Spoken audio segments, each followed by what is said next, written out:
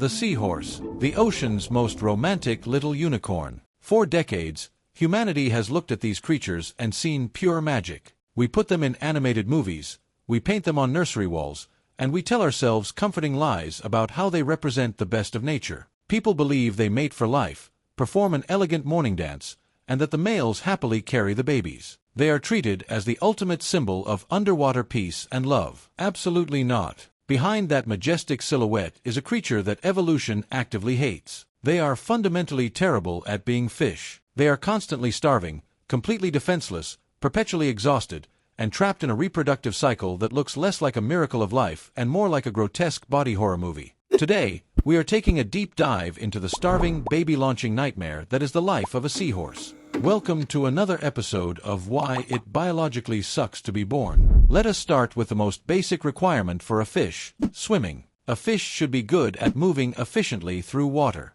You look at sharks or tuna, and you see streamlined shapes perfectly designed for fluid dynamics. But the seahorse, it is built like a heavily armored brick. They are entirely encased in a rigid, bony exoskeleton. This armor makes them stiff, completely destroying any chance of lateral flexibility. They cannot bend their bodies to swim. Furthermore, they lack a caudal fin. That is the big, powerful tail fin normal fish use to propel themselves forward at high speeds. Instead, the seahorse has a prehensile tail, which is great for clinging to seagrass but entirely useless for forward momentum. To move, they rely on a pathetic, nearly transparent dorsal fin located on their back. This tiny fin has to flutter up to 50 times a second just to keep them upright. They also have two minuscule pectoral fins to steer, making them look like a distressed helicopter trying to navigate a hurricane. Because of this horrific design, they are officially recognized as the slowest swimming fish in the entire ocean. To give you some terrifying perspective,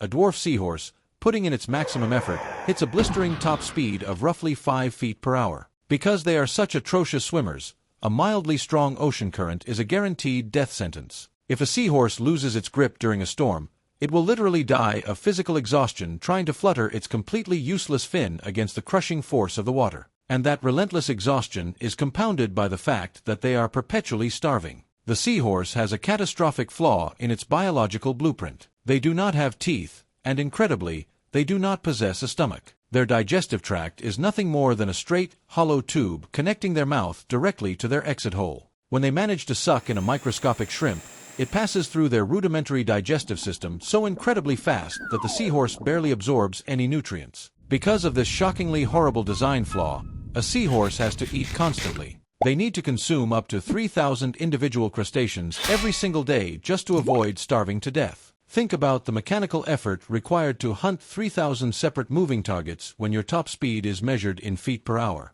They are ambush predators by pure necessity. They sit perfectly still, waiting for a speck of food to drift within a fraction of an inch of their snout. When the prey is close enough, they use an elastic recoil mechanism in their neck to snap their head upward, expanding their mouth to create a vacuum that sucks the prey in. But resetting that biological spring trap takes precious energy. Their entire waking life is an anxiety-inducing, panicked blur of clinging to a weed, fluttering a useless fin to stay upright, scanning the water with moving chameleon eyes, and desperately sucking up water dust just to keep their biological lights from shutting off. But what about their highly celebrated reproductive cycle? Animal lovers latch onto this with immense joy. Everyone loves to talk about how male seahorses are the only males in the animal kingdom to experience true pregnancy. People frame this as a beautiful partnership. Let me translate what is actually happening in the cold reality of the ocean. The female seahorse found the ultimate biological loophole to completely avoid the physical misery of pregnancy, and she mercilessly dumps the entire burden onto the unsuspecting male.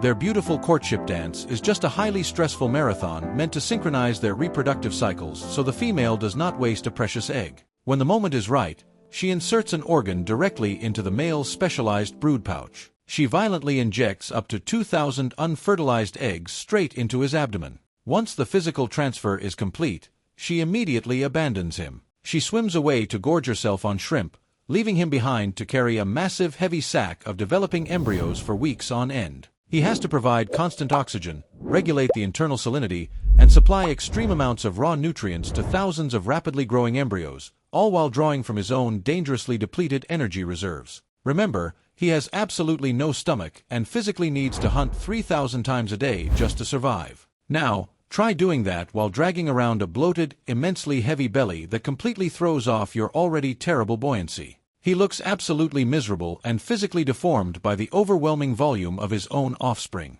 But carrying the babies is not even close to the worst part. The birth itself is an absolute nightmare. When it is time to release the fry, the male does not just gently open his pouch. No, he goes into violent, excruciating, full-body muscular contractions. He physically and forcefully ejects the babies out of his pouch in explosive, shotgun-like bursts. He bends his rigid body forward and snaps backward, using his abdominal muscles to violently launch the miniature clones of himself into the pitch-black void of the ocean. This grueling process can last for hours, and sometimes drags on for an entire agonizing 2 days. He is literally blasting up to 2,000 miniature seahorses out of a tiny opening through sheer muscular force and blinding pain. By the end of this horrific ordeal, the male seahorse is physically decimated. He is hollowed out, utterly depleted of energy, and desperately gasping for oxygen. His pouch hangs loose and stretched. And what is his grand reward for this self-sacrificing achievement of dedicated fatherhood?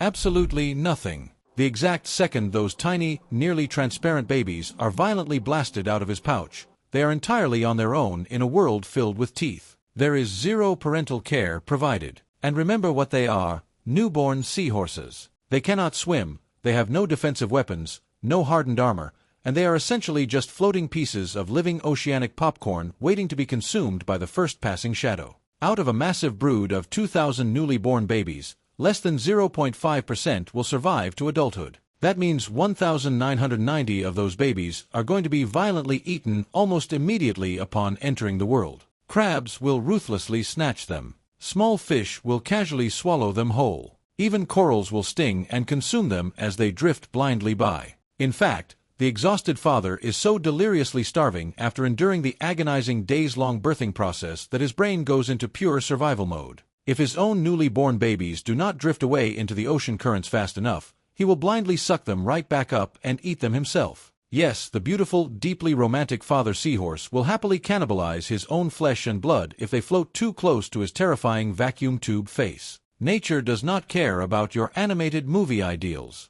It severely, profoundly sucks to be a seahorse. You are a highly specialized fish that evolved without the single most important anatomical tool required for basic swimming. You lack a basic digestive organ, forcing you into a perpetual state of starvation where you must hunt thousands of times a day. Your love life essentially consists of being turned into an unpaid biological incubator, followed by a violently explosive birth, only to helplessly watch 99% of your offspring instantly become snack food for the rest of the ocean, or worse, your own next meal. Next time you see a cheerful seahorse pattern printed on a baby blanket, remember the horrific, cannibalistic reality hiding right behind that illustration. If you enjoyed watching your ocean fantasies get crushed under the weight of uncompromising biological reality, hit that subscribe button immediately. Until then, be incredibly thankful you possess a functioning stomach, stay safe out there, and we will catch you in the next episode.